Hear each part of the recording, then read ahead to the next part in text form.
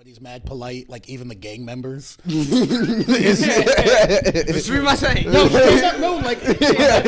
everybody with tattoos over there is a gang member because like tattoos are not a cultural thing. Yeah. So this dude, I'm at a club Harlem in Shibuya. This dude has tattoos on his neck, on his face. I'm on the dance floor, two-stepping, boom, we bump into each other. Both of our drinks spill.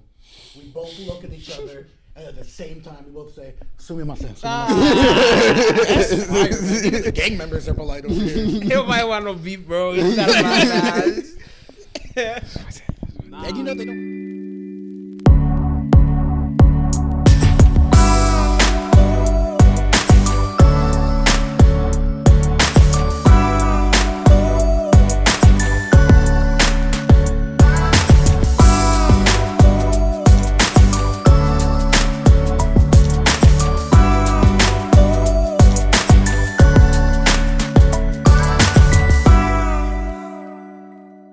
Welcome back to another episode of the Everybody Eats show. It's been a minute, right? Since we've been recording so it's been a little while.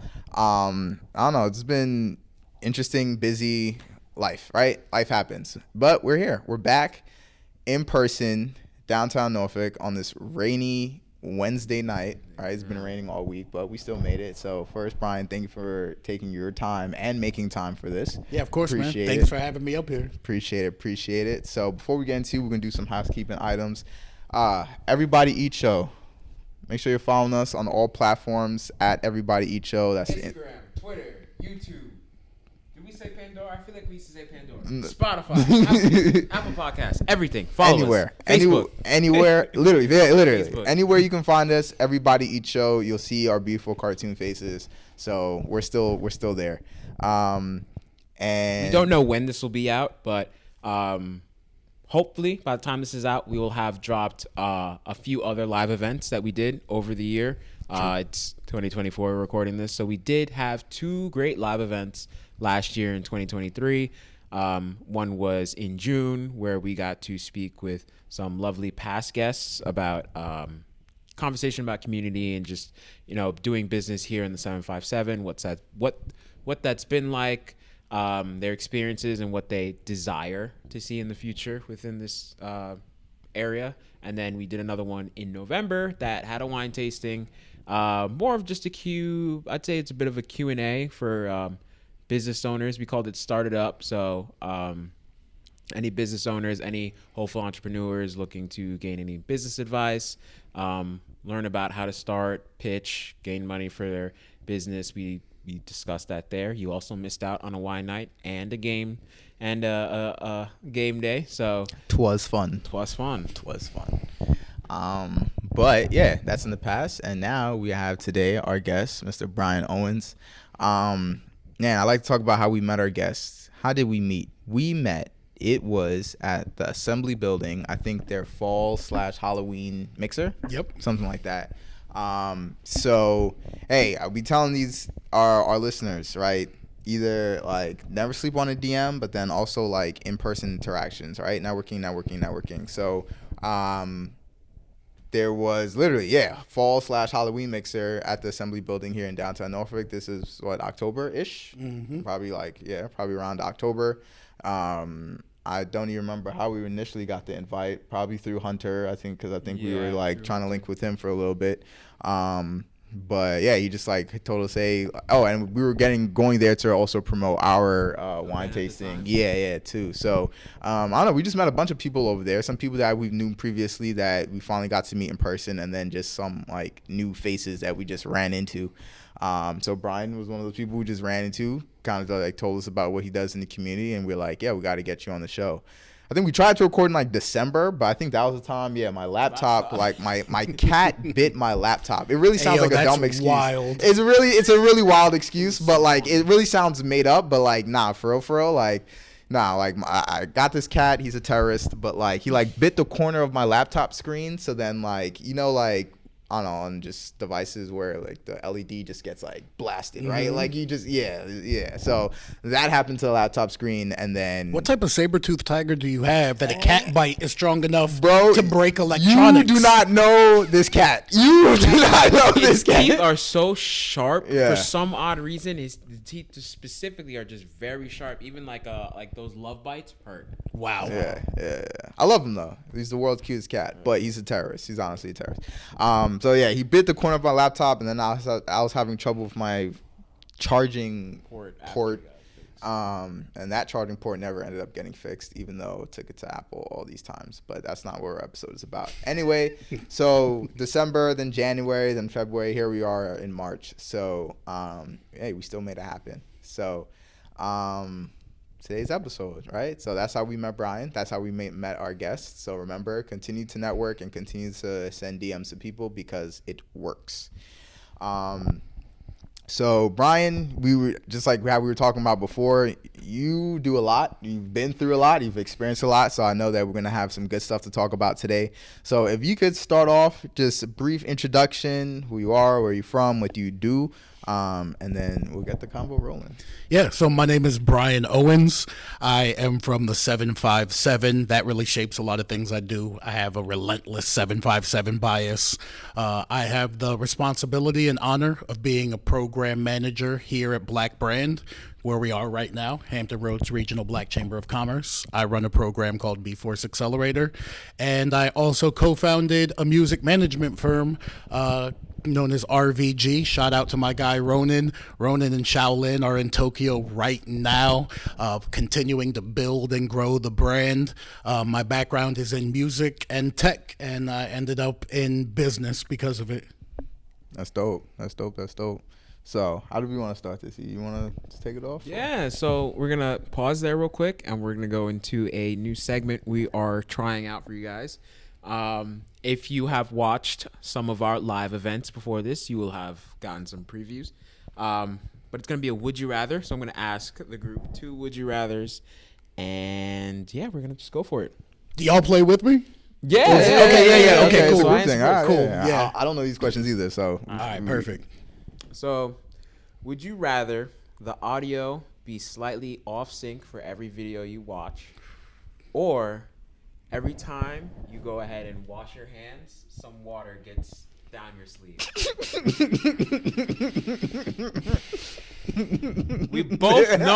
We all know exactly what that's like. Especially like if you're wearing a dress shirt. Yeah, specifically. That's what I imagine immediately. You're wearing a dress shirt, you get water down your sleeve. For some reason, like for me, church mornings, going to the bathroom, trying to wash my hands, water going down my sleeve. Yeah. Hasn't happened much as an adult, but as a child, I've been a victim. Those are two very inconvenient. Super inconvenient. Like small inconveniences, but that feel big to me. Exactly. When they happen. Okay, the audio out of sync thing pisses me off. That pisses me off. The water in my sleeve, that pisses me off.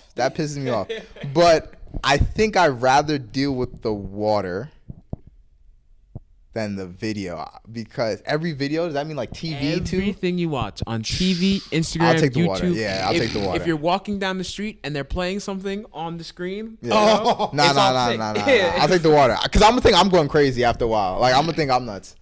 Yeah, I'm also gonna go with the water on the sleeve. I do hate that, especially at networking events when it's like there's important people around, you're trying to put on your best, and then like, oh, now I got to go over there looking like a kindergartner because I got some moisture on this. But like, I feel like there are some things I could do for the water on the sleeve. I could throw on a jacket like I got right now. I might have water on my sleeve and y'all don't even know. Or I could like roll up my sleeves like I'm about to do a presidential campaign where we have the yellow hard hat on. But there's really nothing I can do about the video content. There's nothing. Yeah. And like content is big for me. Like artistic content is big for me, especially sound is big for me. Yeah. So yeah, I got to go with the water up my sleeve. Yeah, no, I for sure I'm definitely going water down my sleeve. It's something we can get around the easiest. We can't. Yeah. That video thing is clipped. Like that's a small thing that would drive me nuts. I love watching videos. So okay, second one. I'd rather do no audio than audio. I would say. To go back, you know my struggles. Yeah. You know my struggles. Second one is would you rather not be able to stay in the bathroom for more than 5 minutes, I'll do the other one. or I'll do the other one. every 50th breath you take is a hiccup? I'll do the hiccup. Are you sure? I'll do the hiccup. Are you sure? I'm doing the hiccup. Think about it. 5 minutes, bro. Think. My think dumps about take it. me 10 to 15, and most of the time I'm on my phone. Then I can't take a long shower after a long day because I got to be out in 5 minutes. No, shout out to military. I'm not in the military. I don't need to take 5-minute showers. I'm not doing. I'll hiccup.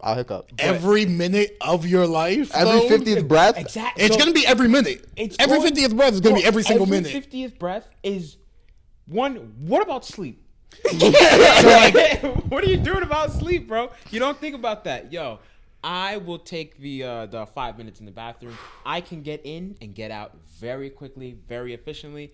If I have to get in the shower for like 4 minutes and 50 seconds and run out and go back, I will do it. But that hiccup every 50th breath, I already get hiccups sometimes when something's too spicy or it's or like I mess up a laugh or something. I already get hiccups. I'm too prone to hiccups, and you already know my struggles with sleeping with my horrible noisy neighbors. So I am not adding a hiccup to that mess. I feel like you get used to the hiccup. Nope. Like it's just like a disease. Like I have the hiccups. You thinking that right now because you're only thinking about breathing. Yeah. You're not thinking about giving a presentation to a crowd and hiccuping every single minute. You're not thinking about like kicking it to a shorty and you hiccup every minute. You're not thinking of trying to like be at a funeral. You're up on stage and like, was a very important person to me. Like you're not thinking about all that. So I got to go. It's gonna be super inconvenient to do everything in 5 minutes, but there's no way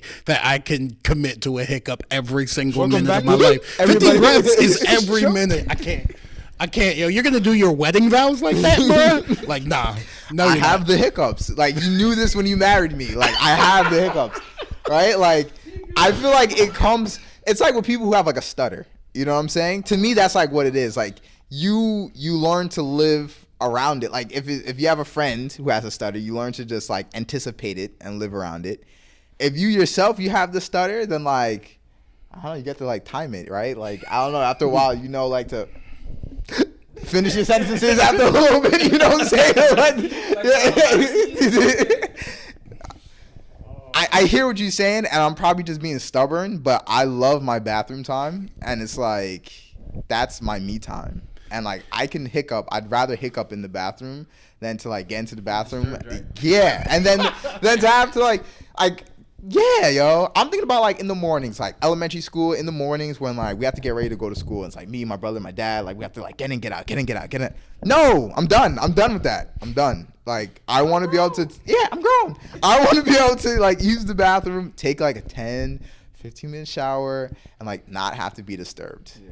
And yeah, I'm probably being stubborn, but like I'll take the hiccups. We're going to have to change the show to everybody hiccups because it's going to be 60 hiccups per episode. Let's see. Okay. All right. That's the first of the segment as part of our episodes. Thank you guys. All right. Bensky, Mr. Hiccups. But now let's move into you talked about more of your background and things you've done. You mentioned, before we get into, Black Brand itself as a business entity, let's talk about RVG. And a bit more of your musical background because I didn't know that when we talked. So let's get a bit about that. Where'd that come from? You spit? Like yeah, man. Yeah. So actually, yes, man. Yeah, man. I kind of fell in love with hip hop through actually like poetry and literature. Like in elementary school, just immediately fell in love with language. And then I saw all of the reasons that I love language in hip hop, and that kind of drew me to it. So even in like grade school, writing rhymes, not really sure what to do, getting really into freestyling, like actual freestyling in the moment. The only outlet I really saw for myself was battling. So like the local colleges would have battles. I would show up. I'd be the youngest one there. I'm like 17. The other dude's like 32. And I started getting some good results from that. And I can remember the first time I was up there, it's a crowd of like maybe 200-300 people at this battle, and like the first 4 bars, the crowd reaction to those first 4 bars, like when they had a big reaction, I was like, oh, I could do this forever. I could do this for the rest of my life. So started pursuing that. Started a rap group with my boy Vic. Kept on just building up the brand. Eventually realized that there is no money if you're a rapper locally. Like no one's gonna pay you to come rap. But I did realize that every venue has budgets for bands. So I got together a band. We did blues and funk-based hip hop. That's how we were able to start making this a business.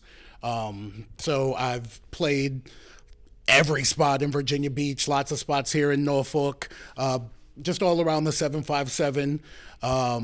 Then things really picked up when I did my first international tour. I did a music tour through Tokyo. That was just incredible. Tokyo respects hip hop the way that like old black people respect jazz.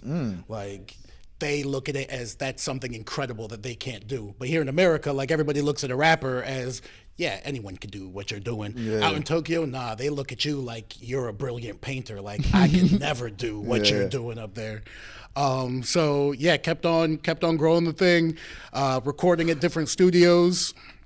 The band was called the Special Guests because we would always have different band members come in. We had a core group, but then like we'd have like a violinist come in for a couple shows, or like a saxophonist come in through a couple shows. And so I got to meet a lot of people on the local music scene. The first time, or I guess the second time, we played the Norva here on Granby. One of our guests was a saxophone player named Micah, who also played a beat machine while playing the saxophone. He ended up changing his artist name to Masego, and then like, That's crazy. That's crazy. Yeah. I'm sorry for yelling, our audio listeners. You went to ODU? Yeah, no, yeah, I'm a proud dropout of ODU. Okay, but Yeah. Masego, right? Because that's what Yeah. he went to. Crazy, Yeah, crazy. absolutely. There's videos of us performing at the Norva on YouTube right now. Like, so just got to really do a lot in the music space. I'm now off the stage. I really gave myself to like 30 years old. Like, okay, at 30, if this is not a full-time career, like you might want to switch gears. Got you. And we were making some money, but even if you're making $1,000 a show, right? Yeah. There's 5-6 people in this band. Yeah, It doesn't break down to a point where everybody's balling.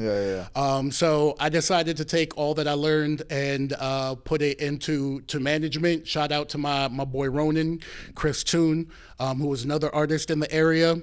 And we both decided like, hey, let's protect some of the younger artists that are coming up, and the things that took us 3 or 4 years to learn, maybe we could shrink that learning curve down for some of these artists to a few months and help them progress. Right now, Ronan and one of our artists are out in Tokyo right now. The artist named Shaolin. Y'all definitely look her up. Shaolin, SHAOLINN. The first thing that we were able to do was help negotiate a deal to Airwave, which is Pusha T's record label. Okay. Did that for a year, put out a project under Airwave. Okay. And then there was a partnership between Airwave and Def Jam. So now Shaolin is officially a Def Jam artist as well. Lit. And she's going to be releasing her first major label project this year. Lit. So right now she's in Tokyo, gaining some international fans. That's lit. So when she comes back, we're going to keep working. That's not the first international tour that RVG has led. Okay. We also took a lot of artists from the 757 to London for a tour over there in England. A couple spots. We took, if anybody's familiar with the 757 music scene, Shaolin, G-Lit, Paige Joyner, Monet, and a camera guy I guess a videographer, named Frames, and we went over there for about 10 days and really just trying to spread the impact of the music and also put the 757 music scene more internationally on the map because, and I'm gonna say this into the camera, we produce the best musicians. 757 does. I'll put Pharrell and Timbaland up against any two producers that you can name right now. Okay. All right. I like the confidence. I really do. Did you I'm biased, but I'm biased too, but I'm like unabashedly biased. Like 757 biased, that is me. heard you.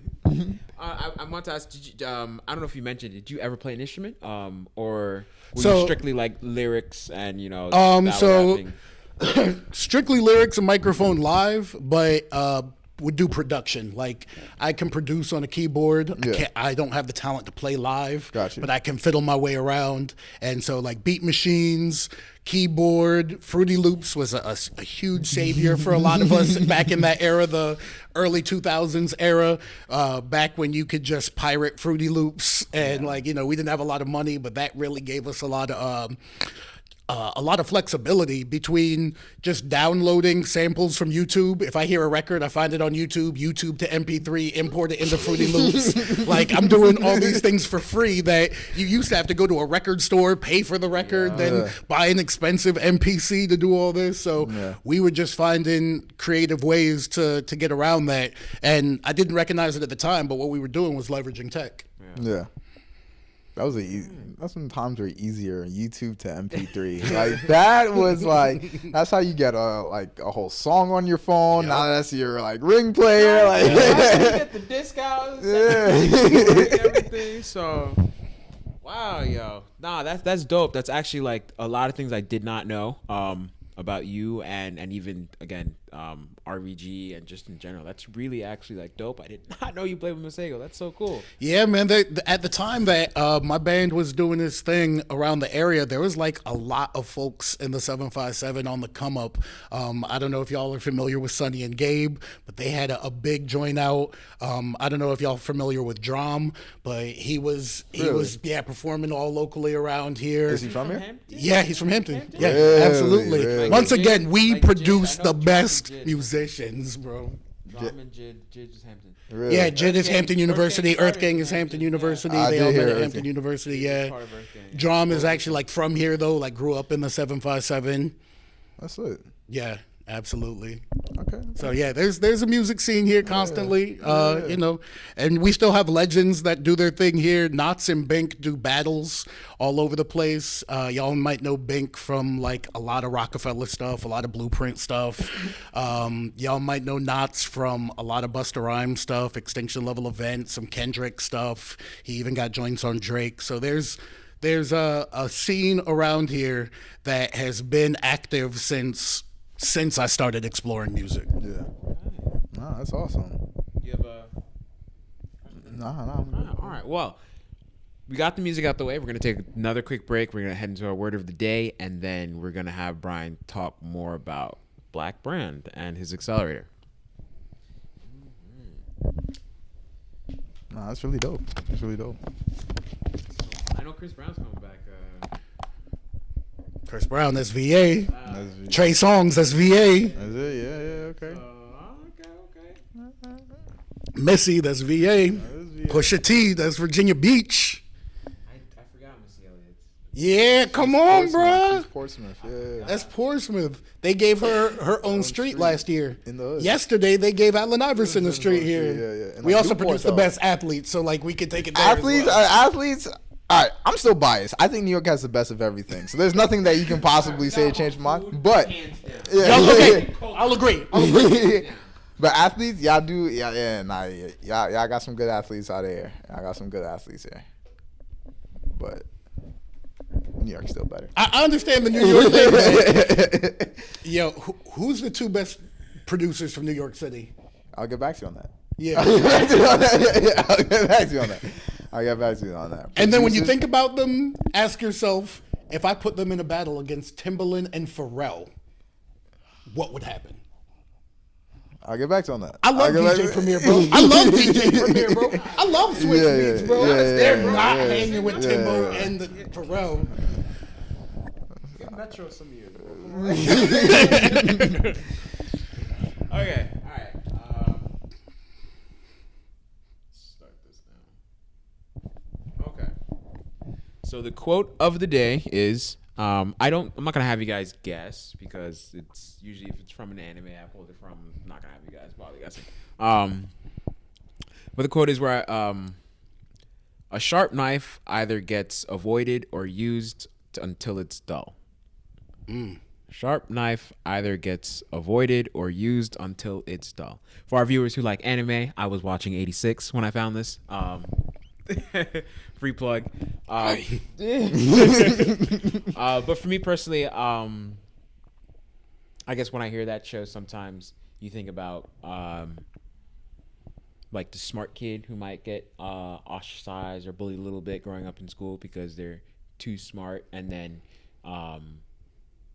now that I'm in my professional career, you often hear about work burnout and those who work, go above and beyond in the workplace, and they kind of get stuck with most of the work. Hey, can you handle this, George? I'm sure you can handle this. Yada yada yada. So my thoughts are, a sharp knife. While it's good to be, the smartest person around or the most useful, I'd say, you want to be careful about how you're being used, or even how you might present that intelligence. Not everybody's there for your best interest. No, that's real. Literally almost same thing what he said. Like, you see it in work. Sometimes the smartest person on the team gets overworked, abused, or just like taken for granted. It's like, oh, like we got this thing, like let me go, ask my best employee, which like naturally, right? Like you're probably gonna handle the hardest, most difficult task, whatever, to your best worker, just naturally. But then, that could lead to burnout. That what happens if they're not there. You see that happens. But then also kind of like the avoidance, to me, I kind of see in like a jealousy thing, maybe in like a Game of Thrones political mind, where I kind of think of like, yeah, like you may work with someone who may be smarter than you, and like because of that, you may try and like lead them out of certain things. Yeah, like avoid them, lead them out of certain things because you don't want them to outshine you, just naturally, right? So those are like the two things that comes to my head, and those happen every day. You're either going to get abused because for your talent, or you're going to be like, actually, like you're too good. Let me go put you in the corner office over there, so I don't have to compete with you. People who are and get offended by your, ability, or we'll call it your light, right? By your how bright you shine. There we go. Yeah, you hear it all the time that like the best workers are always punished with more work.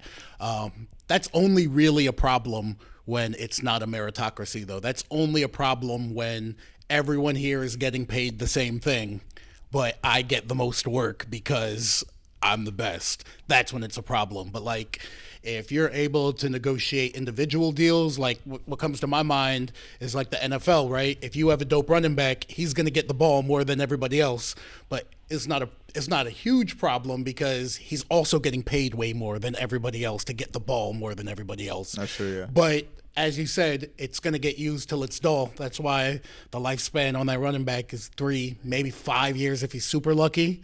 So yeah, the reward for being great can sometimes be just more work, which ends up feeling like a punishment rather than a reward. Suffering from success. I love that. He's used this quote. Honestly, this is actually the 4th time in a week. I don't know how things have worked out that way, but we'll roll with it. Suffering from success. For real, yo. So one more time before we move on.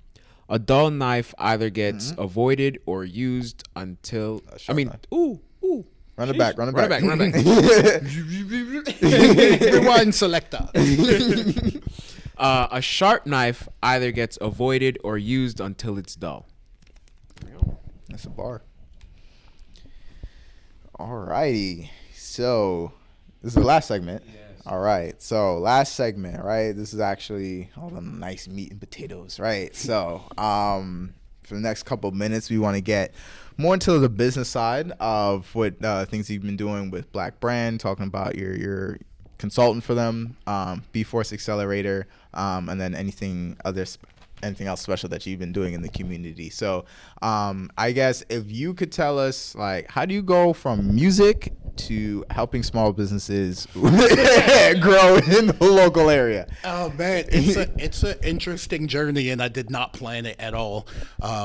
So as my music career was growing, recording became really important and also very expensive. So we realized it's much more effective to have in-house recording.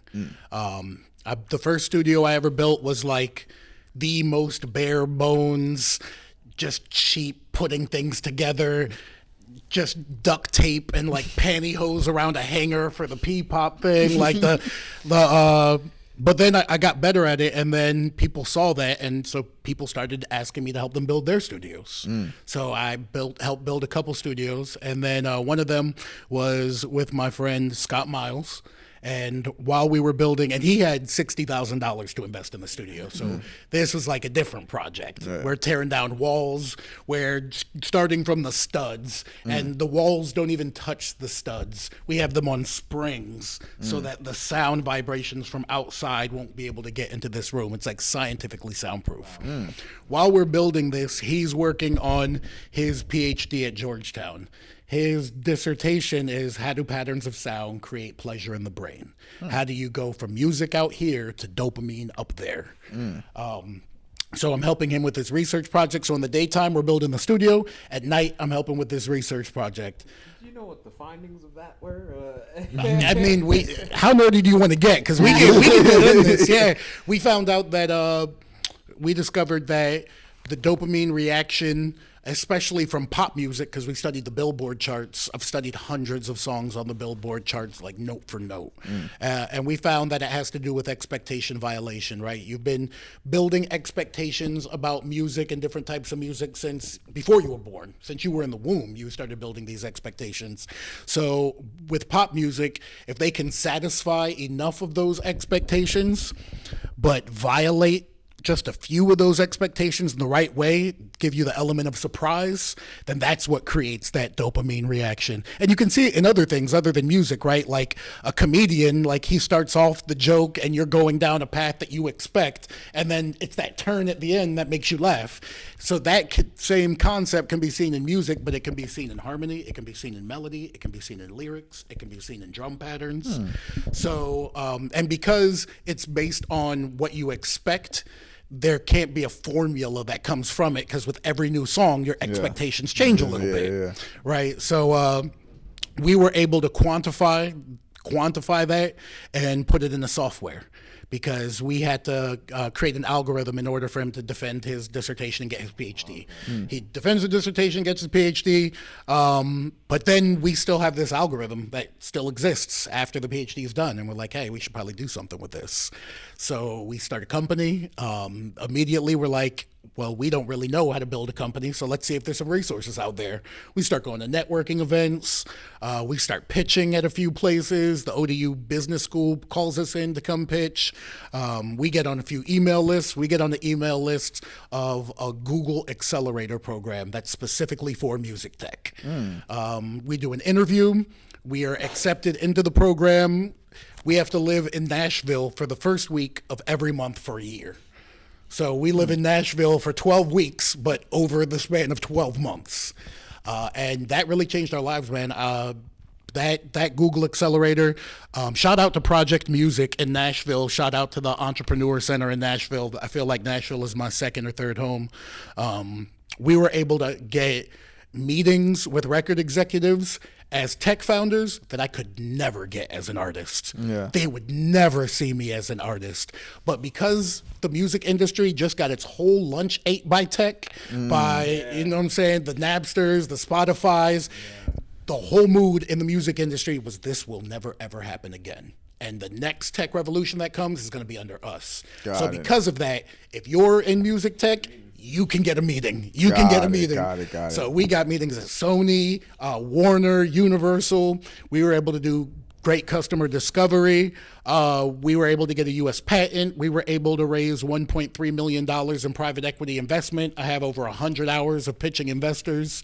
And I just really learned how to build, promote, and fund a business. Yeah. We went pretty far with that. I started kind of making a name for myself in the entrepreneur space. Eventually, I cashed out my equity of that company. Well, most of it. I kept a little bit in there just in case it goes multi-billion. I cashed out most of my equity, and then started doing some business consulting. The first place that I consulted for is right next door, the NSU Innovation Center. Got it. They knew I had experience in accelerators and incubators, so Akosha called me, and she runs that center, and I started consulting for them. Then I met Blair. Started consulting for an accelerator program they had that was all online. And it was called B-Force Accelerator. Got it. And it's brought to the community by Black Brand, and Black Brand is the Hampton Roads Regional Black Chamber of Commerce. Wow. So they exist to help Black entrepreneurs start, grow, and scale businesses in order to help close the wealth gap that exists here in America. So the business consulting with Black Brand went so well that Blair asked me to step up and run the program, and said she's going to be making changes to the program. It's not going to be all online, and we're going to be able to deploy a lot more resources. I was a little skeptical at first because, you work your whole life to get out of the W-2 world. Like the moment that so with the tech company, we started getting money early on. Yeah. But I didn't consider us a real business until I could supply myself with healthcare through my own company. Yeah. Once I could get a paycheck every week and healthcare, I'm like, okay, I'm in. Then I dropped out of ODU immediately. I came to ODU to find a career. I found it. I'm done. So, boom.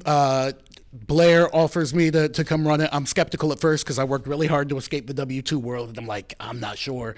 But man, her integrity and character around this mission is so clear and intense. It's hard not to follow.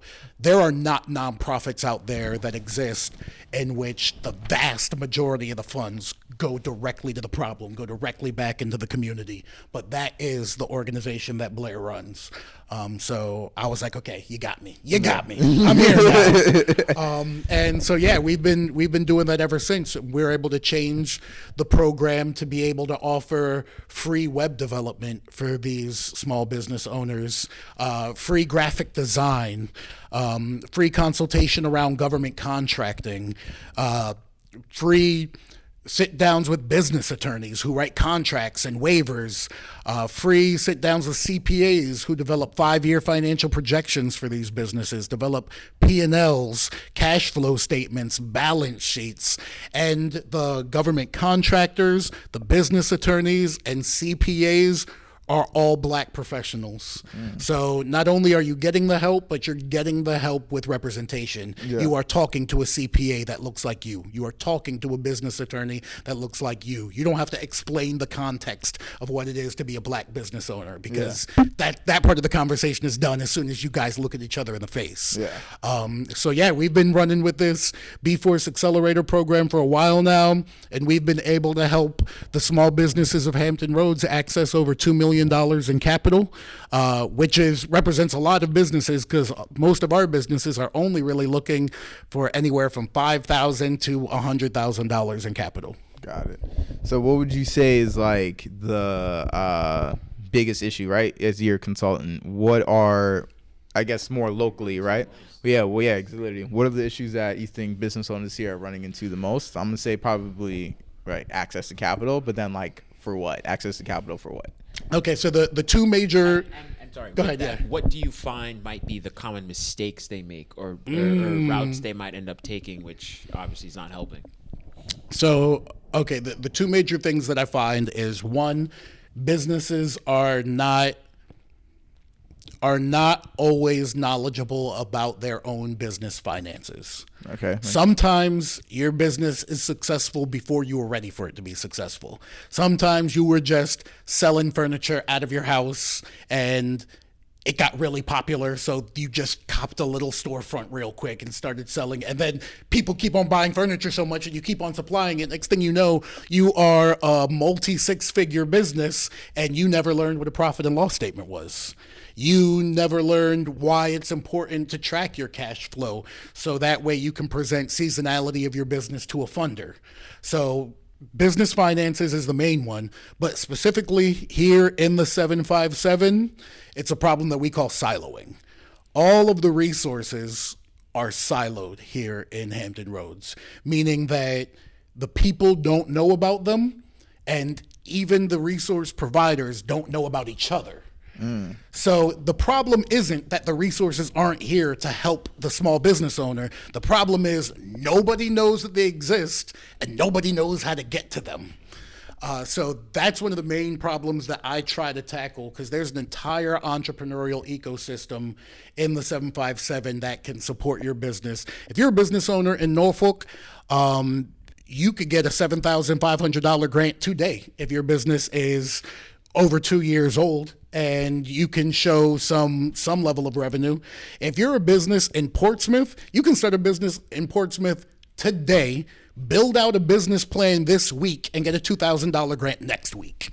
There are so many free resources. We give free access to attorneys, accountants, web developers, graphic designers. We're not the only people who do this.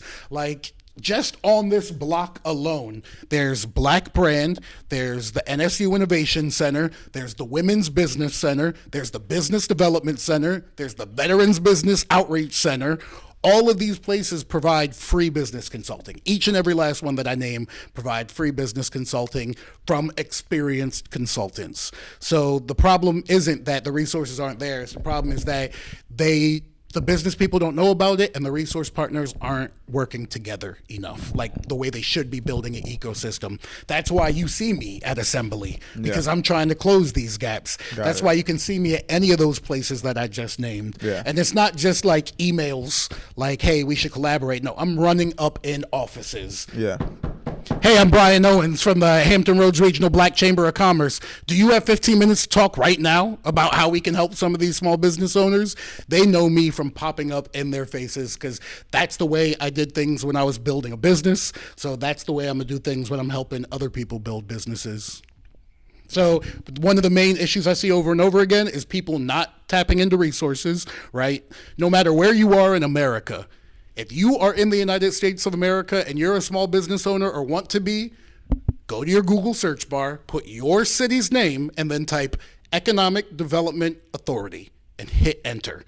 That is the organization that will help you in every city in America develop your business. That's often the organization that has free resources. That's often the organization that has the grants and stuff. Also, there's likely a Chamber of Commerce in your area, no matter where you are. In Hampton Roads, we have the Hampton Roads Chamber of Commerce. We have the Hampton Roads Regional Black Chamber of Commerce that we're in right now. There's a Hispanic Chamber of Commerce. There's an Asian Chamber of Commerce. There's a Chamber of Commerce for different industries. Like, there are tons of resources. So one of the common mistakes that I see is people don't take 10 minutes to Google. Business owners, I'm gonna need y'all to pause and go back from the last 4 minutes just to make sure you listen, because I think that's probably the best advice we've ever gotten on the show from a guest about literally giving you capital for your business. So definitely pause, rewind, and listen again, and check that out, please. Yeah, absolutely. Here's another gem. Most colleges have a business program that's community facing, meaning you don't have to be a student to access that. Here in Hampton Roads, ODU backs the Women's Business Center and Business Development Center.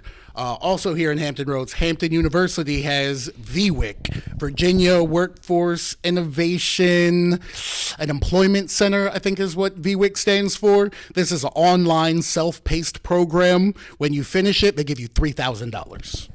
and it's free to apply. If you're a startup and you're looking to get investment capital, right now, George Mason has a program called ICAP, where they prepare you to apply for $50,000 worth of R&D funding, like straight research and development, meaning you apply for that funding, you can use it for research and development in your company, and it doesn't have to be it's not outcome based. Like, all right, if we give you this money, then we need to see the result of da da da. It's like, we believe in you. Here's $50K for R&D. Yeah. So like colleges, your city's economic development, and your chambers of commerce. If you're in the 757 and you haven't gone to blackbrand.biz yet, you're doing yourself a disservice. Disservice. Sheesh. You just dropped a lot. So, right, to help the people, part 2, right? So what can they expect when they are either applying for some of these grants? What are some things that they should have ready? Is it like should you already have your business plan? Should you already have your CPA, your accountant? Should you already have such and such? So what should they already have in order to take advantage of these opportunities? So that's a great question. And the answer is, as in most business answers, it depends. Right. There are different grants that require different things. Right now, there's a $35,000 grant in the city of Norfolk. In order to apply for that grant, you have to commit to hiring one full-time person from a low to moderate income area. That's an example of like a high bar to get a grant. There are other examples of a grant where, like the grant in Portsmouth right now, if you just have a business plan, then you can receive that $2,000. There's a $5,000 grant if you have a detailed marketing plan and your business is 3 years old, then you can get a $5,000 grant. But the best thing about all the grants, no matter what the requirement is there are organizations in your city that will help you get to those requirements.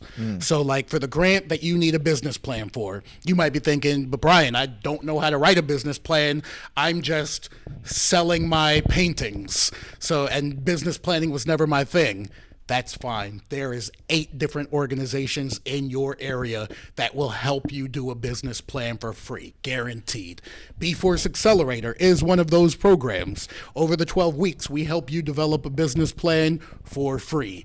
Here in the 757, the SBDC, Small Business Development Center, they will give you a one-on-one consultant for free and help you develop a business plan. Same thing with VWIC, that program I mentioned earlier. It's all online, so if you need face-to-face, that's not the one for you, but if you're comfortable online, they will help you develop a business plan. Same thing for the grants that require marketing plans. There are organizations who will help you develop a marketing plan. Some of the grants actually require some financial documents. Like they'll say, we need at least 1 year of profit and loss from you so we can see what your business has been doing, and that's how you'll be able to access that grant.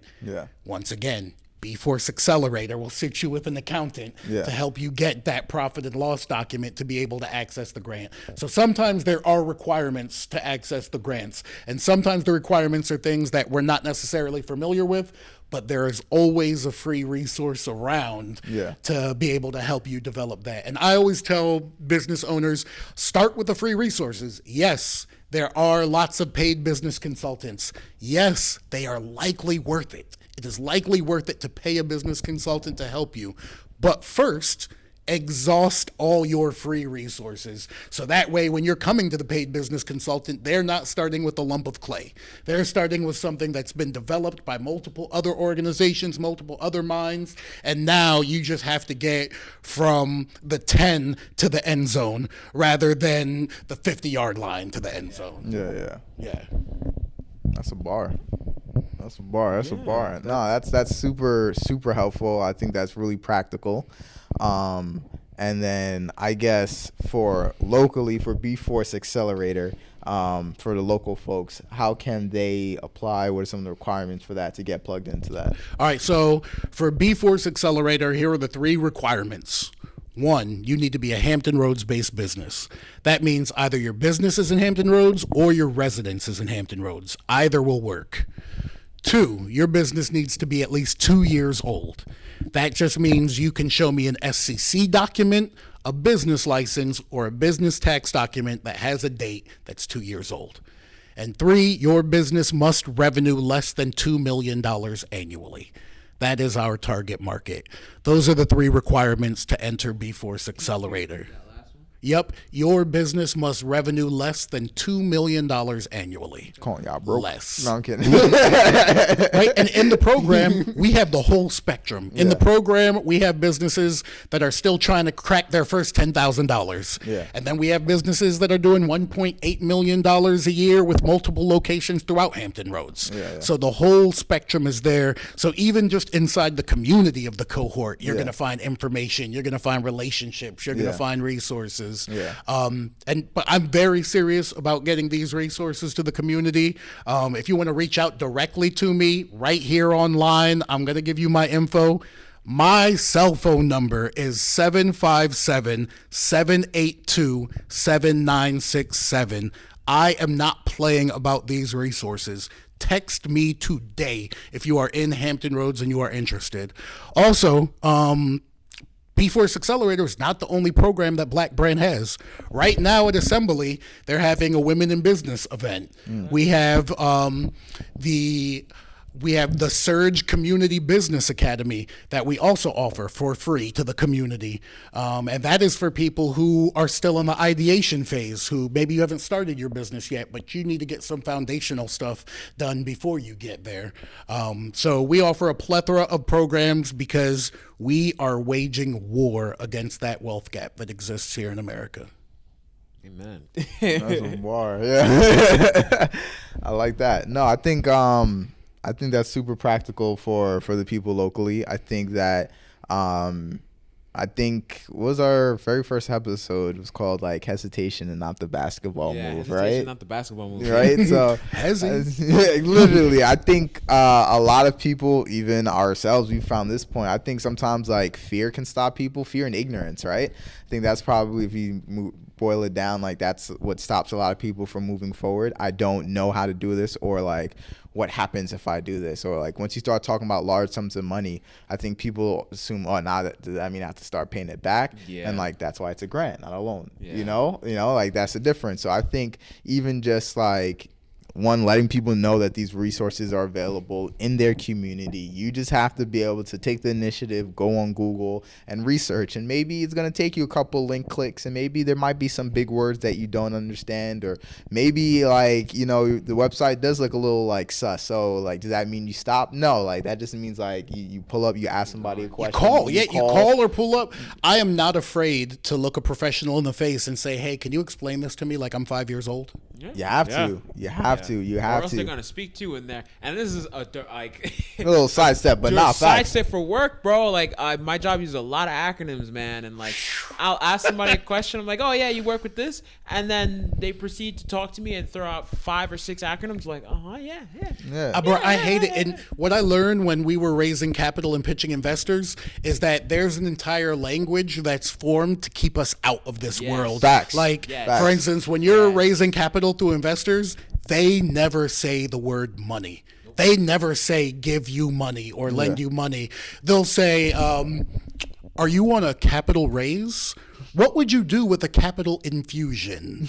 A capital infusion, my dude? You're just talking about writing the check. But they'll never say that. And I think the language is formed to keep people out and give us that hesitation, because we see like infusion. Oh, I don't know what that is. Let me look. Is that with blood? I don't know. They try to make it look crazy to keep you out. It's not crazy. There are people who will walk you through. You pick up the language as fast as we pick up new slang. Like, it'll be fine. Trust me, you can do this. You'll pick it up. Yeah, you'll pick it up. For real. To your point about the verbiage and everything, like, you will pick it up. It's annoying. It's weird. You're like, why don't they just use that word? Like he said, it's on purpose to gatekeep, because there are a lot of people out there who give up quick. They'll see something they don't recognize. It doesn't make any sense. Never mind. You think about, ignorance just doesn't, sit with, people and cultures and their behaviors and whatnot. It starts with stuff like this, that word's too long and complicated. Let's not do it. So that's a really great point you brought up. just maneuvering around that, which Yeah. is an interesting part because I don't know if Black Brand does.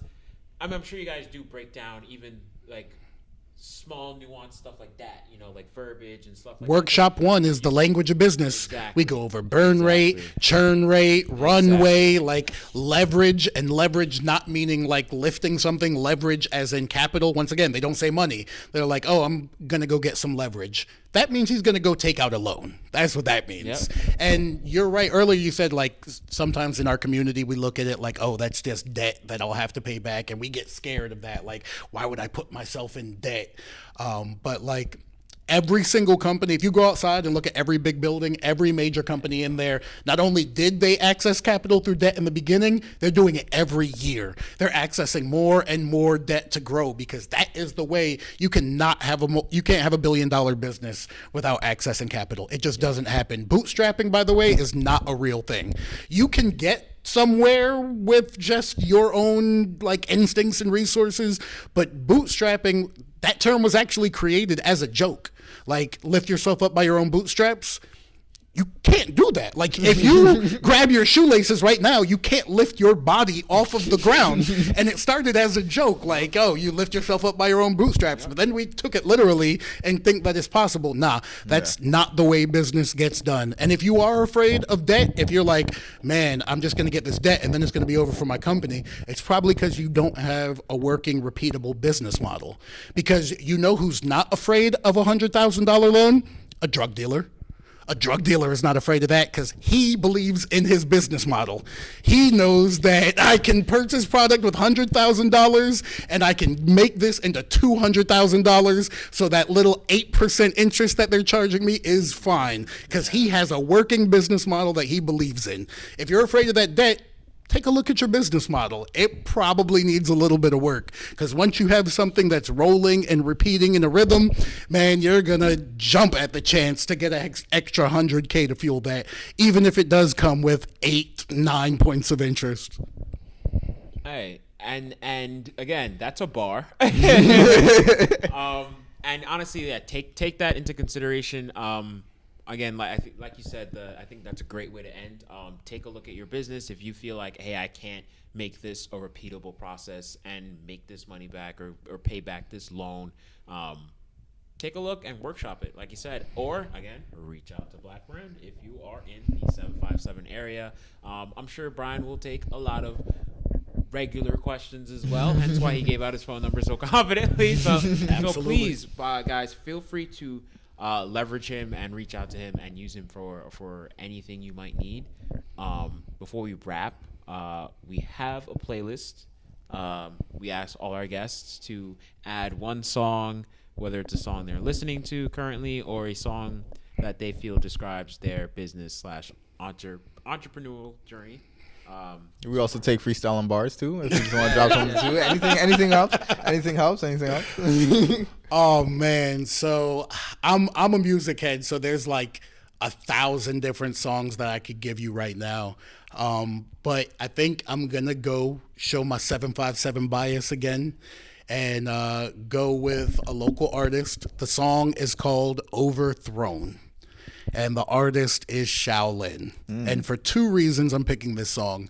One, because it's one that I listen to regularly. It's a bop. Shaolin style is a little calmer than most of the music I listen to. She sounds like if Sade was born in Gen Z. That's like her sound.